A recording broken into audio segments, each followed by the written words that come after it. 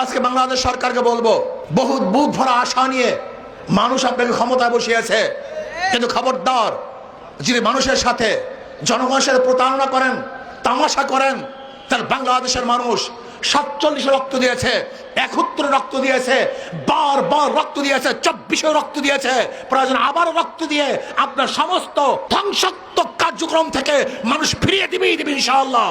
আমরা মনে করছি যে এই বাংলাদেশকে ভারতের করদ রাজ্য বানানোর জন্য তাদের যে দীর্ঘদিনের প্রয়াস, এটা এখনো থামে নাই। জুলাই অভ্যুত্থান থেকে ভারত কোনো শিক্ষা নেয় নাই। আমরা দেখেছি স্বাধীনতার পরে গুটি কয়েক মানুষ আমাদের দেশের স্বাধীনতা এবং স্বকীয়তাকে ভারতের কাছে বিক্রি করে দিয়ে তারা ক্ষমতাবান হয়েছিল, তারা তাদের স্বার্থ হাসিল করেছিল। জুলাই যদি না হতো বর্তমান সরকার হতো না। কাজেই জুলাই সনদ বাস্তবায়ন করে এদেশের জন সেন্টিমেন্টকে পূরণ করতে হবে। কিন্তু আপনারা যদি পায়ে পাড়া দিয়ে ঝগড়া বাঁধাতে চান, তাহলে আমরাও কিন্তু আন্তর্জাতিক আদালতে আপনাদের বিরুদ্ধে যেতে বাধ্য হব।